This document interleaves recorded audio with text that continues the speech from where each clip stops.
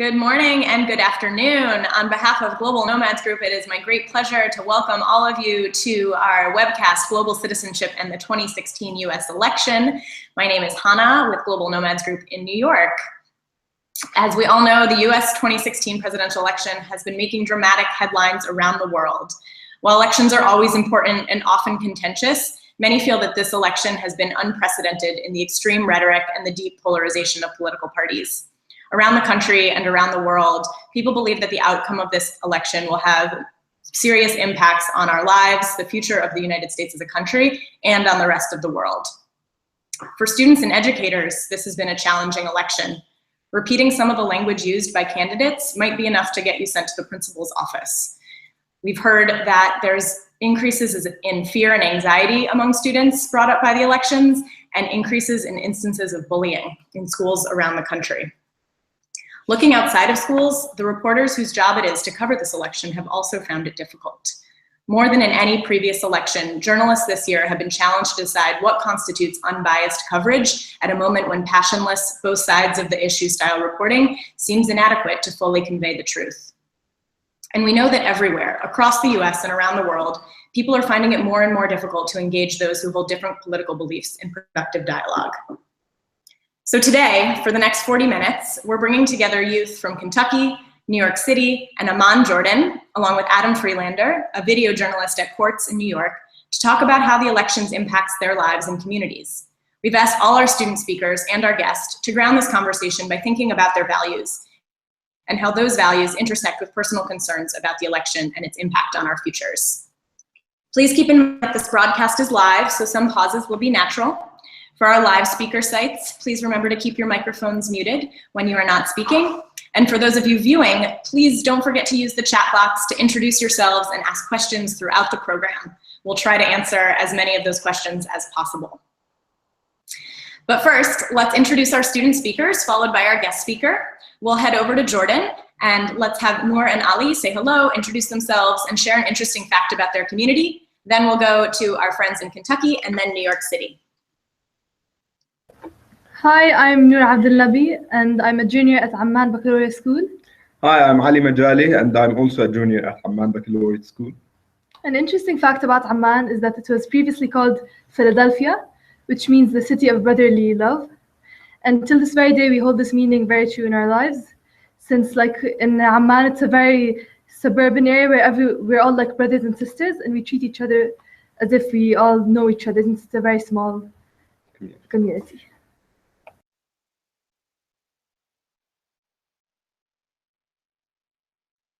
Yeah.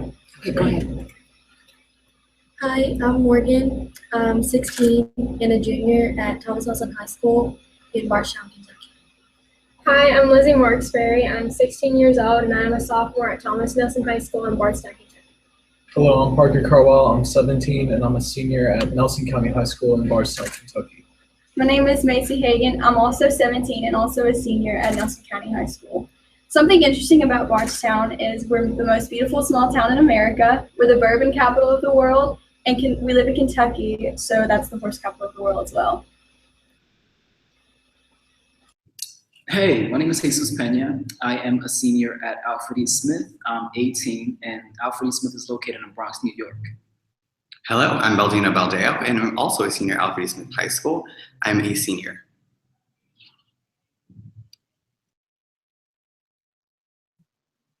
And Jesus and Baldino, an interesting fact about your community? Yeah, something really interesting about our community is that it's really diverse, and that's not just in race, but also in culture. And an extent of culture, we bring this culture together by creating different fairs and different social kind of events that bring us together.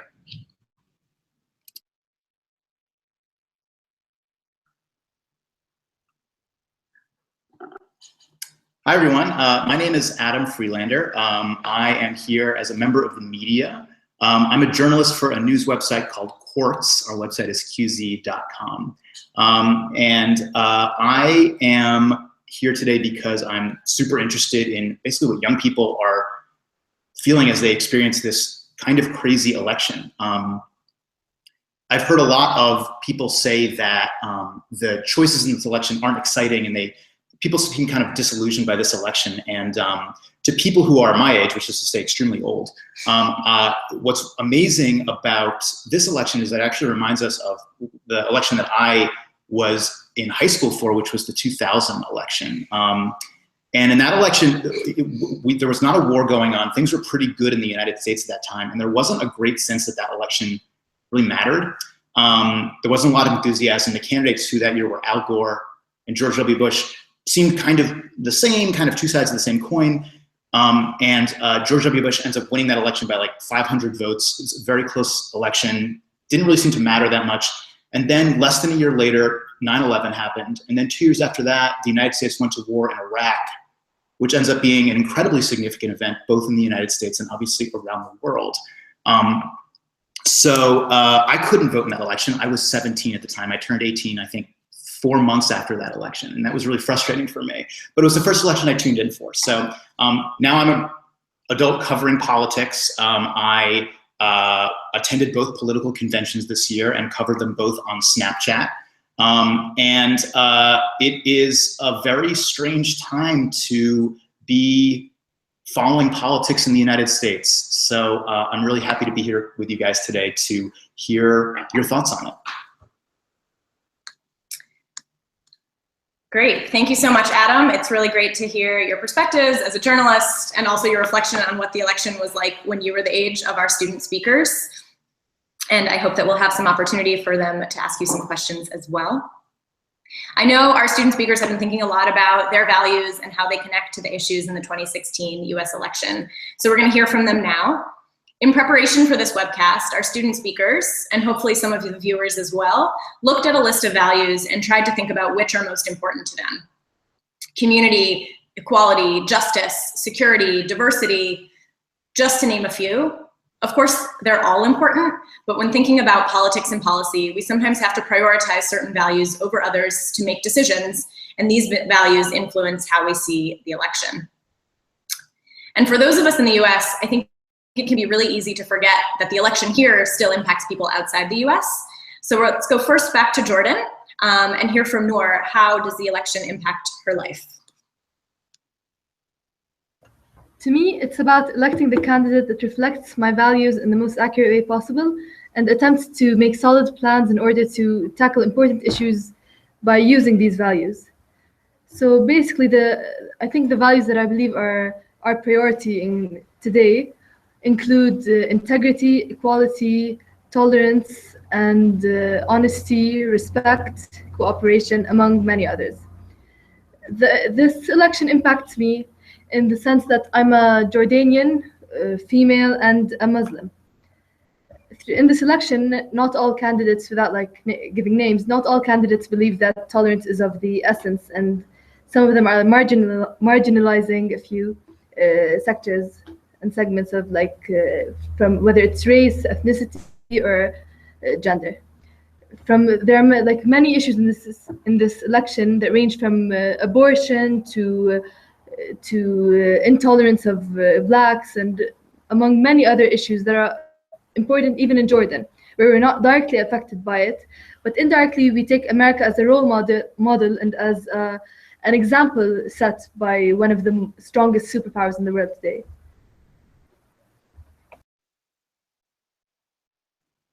Thank you, Noor. You bring up some really important points, and I'd actually like to ask if any of our student speakers in New York or Kentucky would like to comment about issues around religion, race, or gender that have come up in this election, and how have they impacted you? Can we see hands for anyone who wants to answer that question? Yeah, Jesus? Okay, so this election has brought out something really, really bad, but I don't know if it's really bad because it brought out a lot of conflict towards Hispanic and Latinos, right? And maybe that conflict was right, but at the same time, it's really bad. It's right in the sense that it brought us together and united, and it motivated us to want to vote for what we believe in. But at the same time, it was really unjustified in the way that it was delivered.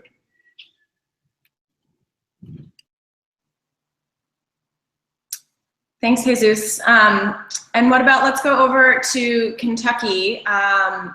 Parker, can we hear from you? How does the election impact your life? Yes, so the election impacts me in a way because both sides have had very conflicting statements that have affected how the world views us as a country. I personally really do enjoy traveling to other countries and love seeing the world, and I fear that freedoms will be taken away from us because we're taking freedoms away from others, or could take freedoms away from others when it comes to immigration and how we've some of our candidates have viewed the Syrians and how to deal with immigration, whether it's building a wall or making our borders stronger or deporting. And I fear that that would have a negative influence on how we as Americans are viewed in other countries. And I fear that maybe I would want to go to a country and I'll find that it's either not safe or we're not even allowed to go there anymore because of how poorly we've treated them. And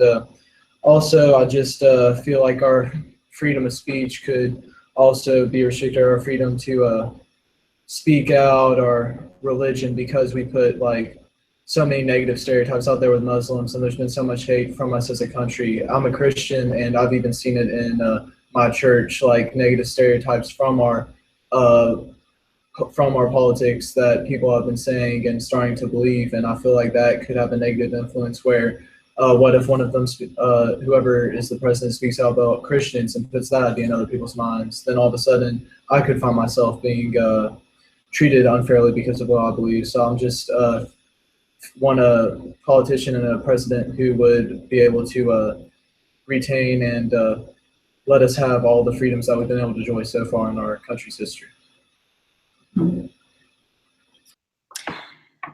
Thank you, Parker. And you bring up a really interesting point about the role of the U.S. in the world and how actions that the U.S. government takes towards other governments can have repercussions on what the governments of other countries do towards the U.S. Ali, I know this was something that you felt strongly about as well. Would you like to share some comments about that and how the election impacts your life? Thanks. Well, everything that happens in the US on a federal scale will affect the world in one way or another. As a superpower, the US has a role in maintaining global peace and world peace. And this connects to the value of security and cooperation in general. And for example, the law that was passed recently about allowing US citizens to sue Saudi Arabia for their involvement in 9/11, this will heavily impact international relations among many countries. And as well, it builds precedent for any citizen to sue a sovereign state. And other than that, certain candidates might not seem the most appealing around the world, such as a while ago, a candidate named Gary Johnson. He did not know what Aleppo was, and as a Muslim and a Jordanian and the person that is deeply involved in Arab heritage, this honestly affects us in many ways than one. Thank you. Thank you, Ali. And Macy, you talked about how cooperation and security and stability are important values to you. Can you share a bit more about why the election matters? Thanks. Of course, yeah. At a young age, people tell you to do good in school so you can go to college and be successful. I think that I've actually done that, and I just want to make sure that all of my hard work, I will see an end to it, and that I will reap those benefits. The candidate that gets elected next year, that'll be the year that I begin college. So they will be my president throughout the years that I'm in college. So I just want to make sure that they are able to, I just want to make sure that they're able to promise that I will be stable and secure in everything that I worked for. I don't want to go get a quality education and settle for minimum wage. That's not what I was promised. And I know I have the opportunity to create my own future, and the government doesn't have that right. Thanks, Macy. And Lizzie, you also talked about concerns about education and future as well as freedoms. Can you share a little bit more about your perspective? Thanks. This election is very, very important to all of our futures. And I can't vote yet, but the next couple of years will be determined by who is elected this year.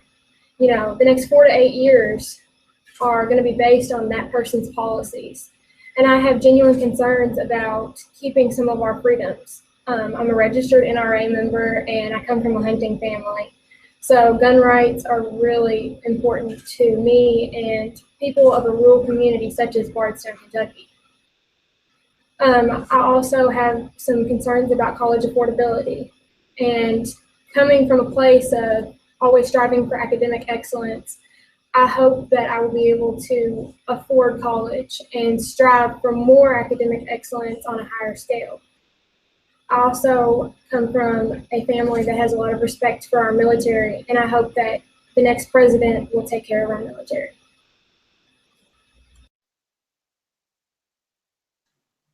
Thank you very much, Lizzie. And let's go back to New York. Baldino, we haven't heard from you yet. Can you share a little bit about your values and how you feel the election impacts you and those values? Thanks.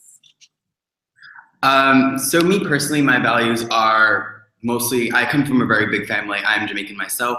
So we believe in a lot of diversity and a lot of culture. And in this election, kind of isolating where we kind of ignore different cultures and we care about ourselves, that to me doesn't seem right. And I believe that our country was built because we ourselves wanted something different. But isolating others and kind of taking their rights away from them as a person is not what we stand for. And I hope this election, we would choose the right candidate that would support everyone in their endeavors.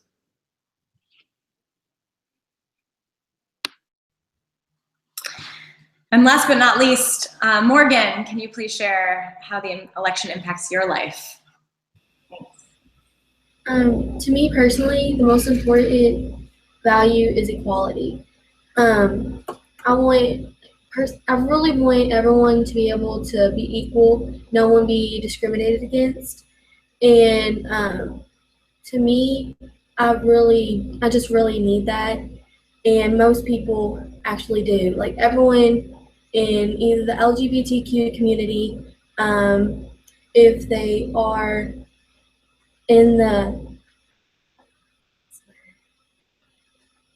if they're Hispanic, if they are Native American, we're all gonna get discriminated against.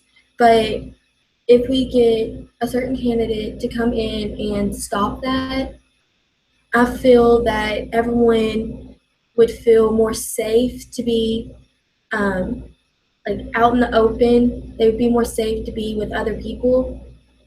And I know that some people just don't feel safe to actually go outside, to go to the store or something, because they feel like something bad will happen to them.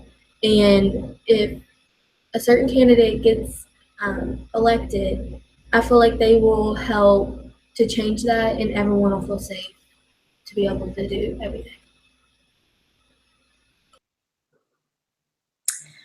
Thank you, Morgan, and thank you to all of you for sharing your perspectives. You've brought up so many important issues and talked about them from a really personal place, which is so important. We've heard about immigration, we've heard about rights and freedoms, we've heard about the military, foreign relations, the way America is viewed in the world, and the way America views the world. And you've managed to do so with a lot more respect and maturity than a lot of adults during this election season. So that's not something to be taken lightly. You've also brought up some issues that I think have been a little bit ignored in the presidential election. I've heard several of you talk about the importance of education, being able to access affordable education, being able to know that your education will provide you a good future like you've been told your whole lives.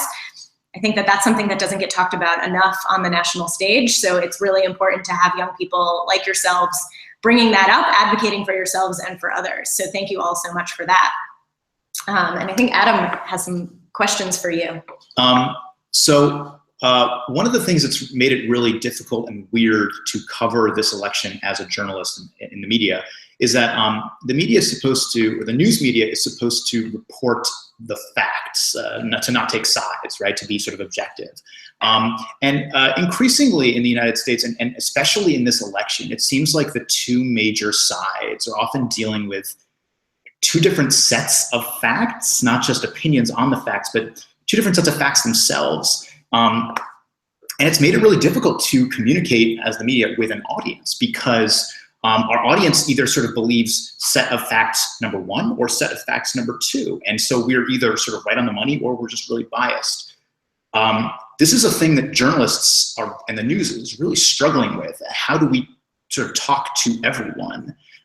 So what I'm really interested hearing from you guys is, in your communities, like, how are you talking to and engaging with people who have a diversity of opinion, who have different beliefs from you? I mean, increasingly in the United States, people live in like-minded communities. We do not live with people who believe different things than we do as much as we used to. So how are you dealing with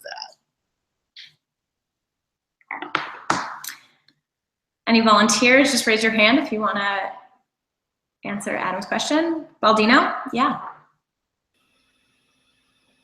Hi, yes. So to answer your question, thankfully we're in New York, so New York is very diverse. So from a very young age, we learn how to deal with that problem. And I mean, it's not so much of a problem, and that's kind of how we see it. We try to put ourselves in the shoes of others and try to understand where they're coming from. So, and we have programs here. I personally am part of several programs that deal with what it means, what is diversity, what it means to be in a diverse position. And we deal with that, or we engage in these conversations as anyone else would, because we have our own values and understand that other people have their own values and they were raised a different way. And we have to just kind of understand that, and just understand and kind of like be like-minded with them.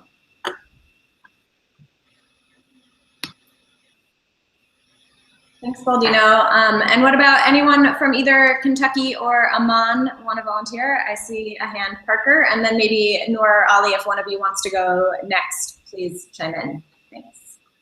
So where I'm from, everyone has different opinions. There's a lot of people who have different political beliefs. There's a lot of there's a split between Democrats and Republicans. There's a split between all these views on whether it's the LGBT community or racism or whatever it is. There's almost equal split between all these sides, and especially with this election, I feel like it's even split them more because of how different both politicians' views are. And there's been a huge fear to bring up religion, your beliefs on gays, your beliefs on racism, what's racist, what's not, your belief on immigration, because those are such touchy subjects that everyone feels like they would offend someone even bringing them up, and there's no way to walk away with everyone being happy. But I believe that, especially with our generation, we have more of a sense of open-mindedness. When I go into a conversation, like as a Christian with a Muslim or as a Republican with a Democrat, I have a sense of open-mindedness not to tell them if they're wrong or why they're wrong and why I'm right, but just to be informed on what they believe and why they believe it, and to tell them why I believe what I believe, and not to change them, but just to walk away with a better understanding of where they're coming from. And I believe that's a very important mindset to have when discussing these very controversial situations, because if you go in just wanting to learn more about them and their beliefs and where they're coming from, then you can both walk away more informed on the opposing view, and it just helps narrow the conflicts and people being offended. I'd also like to say something, if I can. I think if you want to be a person of authority or even having a conversation, I think if you want to make a change, I think the most important thing to be is humble, is valuing other people's opinions over your own sometimes, because I feel like our government or our leaders or any leaders really, sometimes they think that their decision is superior over others, and they have more superiority and they have more knowledge and they can do things on their own. That's not necessarily true. I think if you reach out to people and you have that open-mindedness like Parker was talking about, and you value other people's opinions over your own, I think that you can work together to create change.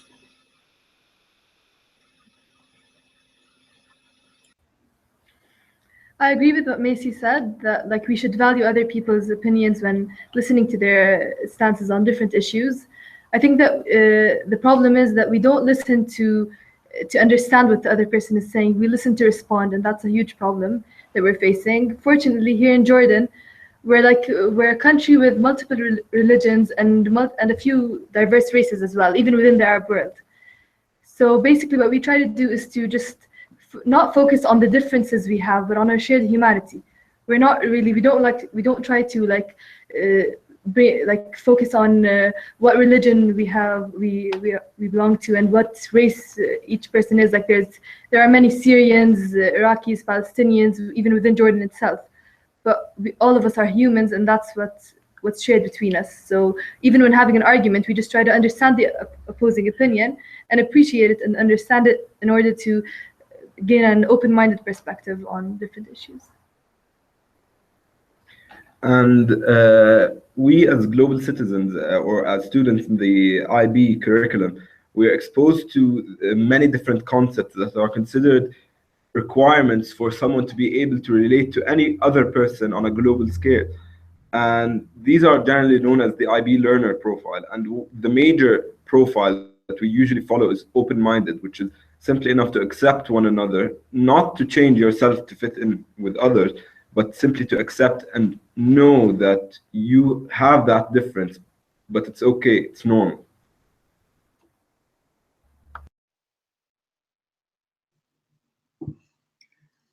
Okay. Yeah, I think what some of you guys are saying is so important to remember in this election. A thing that my industry does, the news does, in the process of covering elections, is we sort of portray elections and democracy as a contest, as a competition, as almost a war, right? And we do that because it gets people interested, it gets people to watch and click, and we want that, right?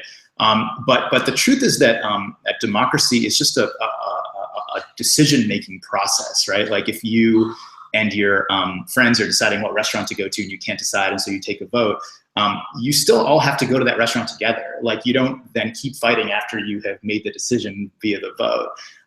And what you guys are saying that's so important, I think, is that elections are not war. And in the United States, we have a responsibility to each other as fellow citizens. And in the world, we have a responsibility to each other as global citizens.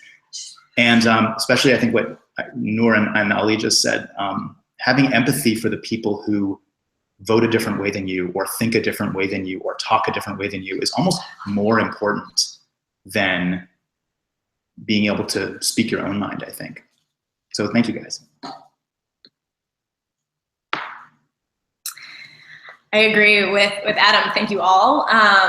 In a minute, we're going to take some questions from the live chat audience. I hope if there have been some questions, I'll check on that. But while I check on that, I actually wanted to offer Noor and Ali the opportunity. Thank you for joining this conversation that, while it certainly impacts the world, is a little bit US centric.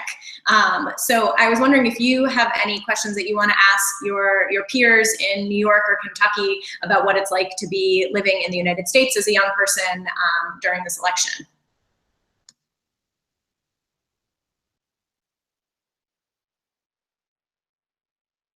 When looking at the candidates, and especially this question is, for example, for Jesus, someone who can vote, what do you see? Is it simply the choice of a lesser of two evils, or one is better than the other, or give us some perspective onto that, please? Thank you. All right. So first of all, I am really, like, as a US citizen, I'm really embarrassed right now for the fact that this election is impacting like the rest of the world, and it's not being like the best way. It could be a really negative way. And that's really embarrassing as a human being, not just a citizen of the US. Now, as to the way that I'm looking at it, I'm just looking at which one is currently giving me the most benefit, because I can't say that either of them is perfect, obviously. So I'm just looking at which one is giving the most benefit to, like, not just me, but also the rest of the world. Because as you said, it doesn't just impact us, it impacts the rest of the world.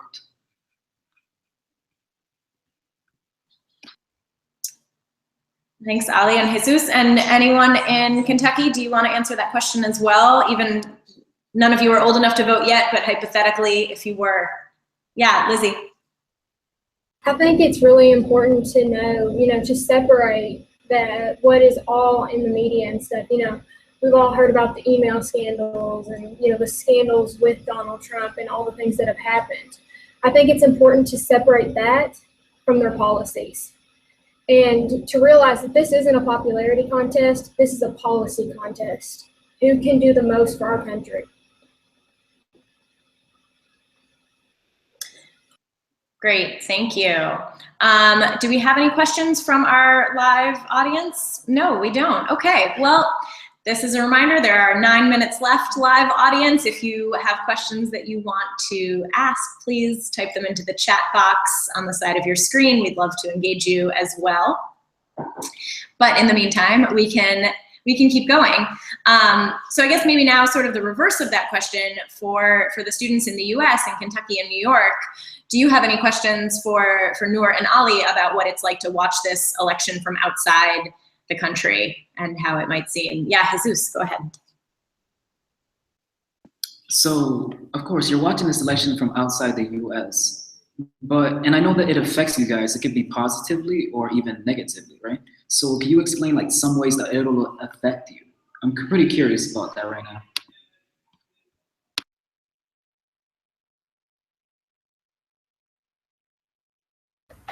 Well, it affects us in many ways than one. Now, you see, I'm sure you've also heard about the Middle East and are generally considered it as a troubled region with many issues and conflicts that are not yet solved.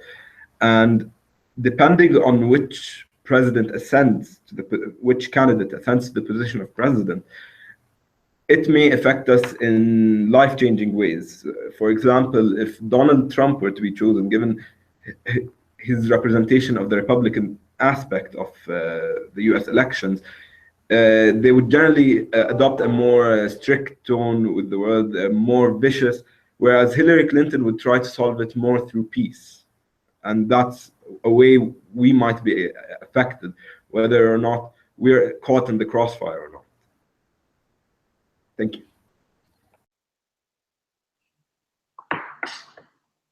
Yeah, Jesus, do you have a follow-up? Yeah, so as a follow-up to that, that was actually a really good explanation, you know, a really good thing to point out, because the president is going to be like the supreme commander of our armies, and that can lead to a lot of political conflicts. And I know that us as the US have started a lot out there in the Middle East, and that's also something that sadly I had no control over, but it's something that really is embarrassing, honestly. So sincerely apologize, and I agree. It is something that's really important. Thank you for your answer.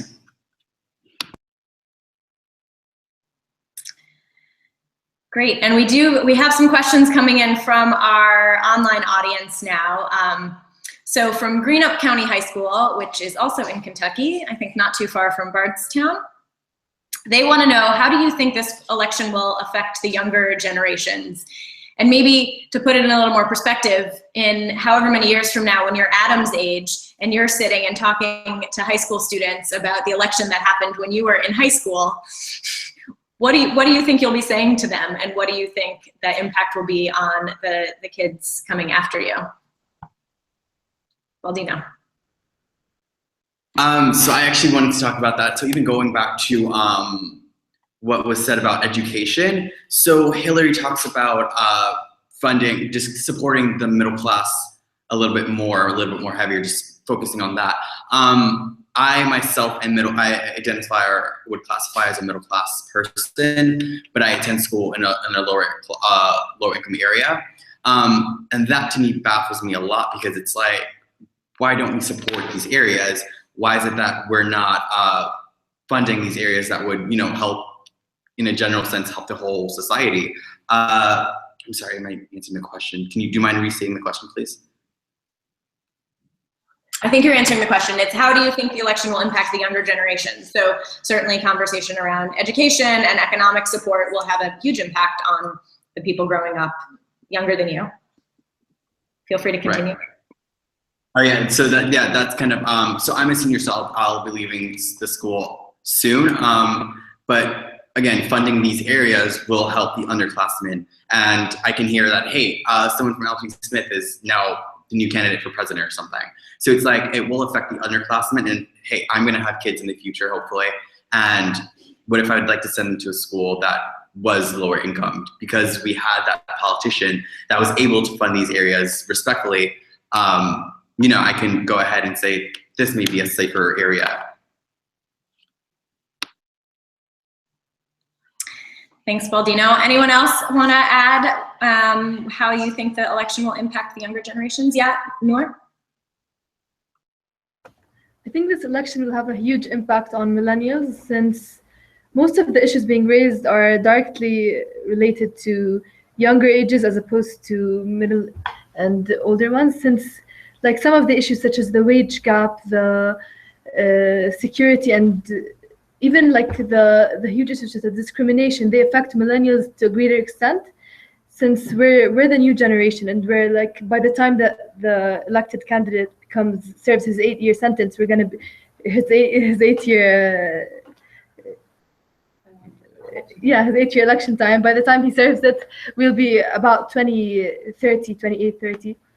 And by that time, all of the issues raised will have affected us. We'll be through college, our college years. We'll have paid, of course, we'll have the issue of college debts, and of course the minimum wage issues, which I think Macy already raised. So all of these issues will affect us directly as we grow up to find jobs. And thank you. Thank you. And we have only about 3 minutes left. I want to offer Adam to ask the last question. You can either ask one of the questions from the chat, or if you have your own question, up to you. Yeah. So one of these questions is actually really interesting to me. Last night, one of the biggest headlines from the debate last night, I don't know if you guys watched it, but what seems to be the #1 headline today is that the moderator asked Donald Trump if he would accept the outcome of the election no matter what. And he said, he didn't say yes, he didn't say no. He said, you know, like, I'll think about it. I'll get back to you, and I'll keep you in suspense about it. And that's actually not a thing that's happened in an election before. Typically, like, candidates agree before the election that no matter what, they will, you know, what the election says is the outcome. And Trump said something different. I'm curious if any of you guys watched it, and I'm curious if anybody has thoughts on what that feels like to see a presidential candidate make a statement like that.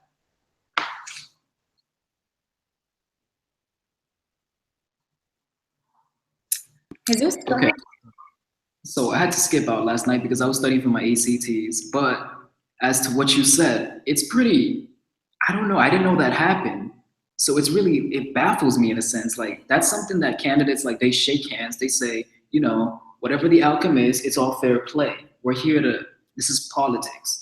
We're here, we're gonna speak our minds, our opinions, and we're gonna go on about that. So that's something that I've never heard of in history. I'm sorry, if I can continue. That just Donald Trump in general, since we're on him as a politician, or even going into the kind of politics area where he kind of doesn't belong, is very scary for me. And I'm kind of surprised that he's made it so far. He's more of a businessman to me, and he takes the kind of presidential election to that kind of standard, where even some of his statements are a little bit scary, where he said that he liked the fact that the economy was collapsing, people were losing their homes, so that he can benefit off of that.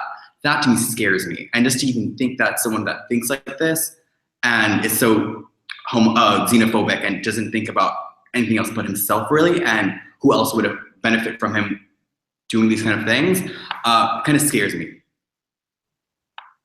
And let's go to Lizzie for the last comment, unfortunately, because we're almost out of time. I'd like to respond to what Baldino said. I think that in our modern, political stage, that it's not just politicians anymore. I think it's very, very important to have, doctors, and to have, teachers, and to have people from different backgrounds, because they bring another perspective to the table. they're speaking from, the education standpoint, the healthcare standpoint, the individual worker standpoint. They are all Americans, and they all have the right to a say in what's going to happen in the next 4 to 8 years in our country. And I think it's great that politics are expanding to all people, not just politicians. All right. Well, I wish we had more time. These are all really important issues. Thank you so much to our amazing panelists, live and virtual, for joining this conversation. For me, it's really inspiring to hear from our student speakers who clearly have differences of opinions, but are able to be respectful about different perspectives and able to engage in this conversation. Thank you guys for having me today. This was really interesting for me. You guys should read Quartz, our website. We report on the news from a global perspective. So if you're interested in that kind of thing, it's really good. You should like us on Facebook or follow us on Snapchat. Our name is Quartz News on Snapchat. You should add us. Thank you guys. And just one last thing to end, for many, this election has been difficult, depressing, disheartening, scary, exciting. We've heard a lot of different emotions, right? But I hope that this conversation is a reminder that even if we all have different values, we all want similar things. We want a good life and future for ourselves and our families. And thinking about November 9th and beyond, no matter what happens in this election, at Global Nomads Group, we believe that we all need to be able to work across lines of difference, whether they're political, religious, race, or other, to have productive and meaningful dialogue and to make that better future possible for all of us. So thank you again so much for joining. Please continue the conversation on the Event Google Plus page, or on GNG's Facebook and Twitter, or Quartz's Snapchat, and check out gng.org for more opportunities to connect with youth around the world. So again, thank you so much. All of our student speakers, you can unmute your microphones and say goodbye. Goodbye.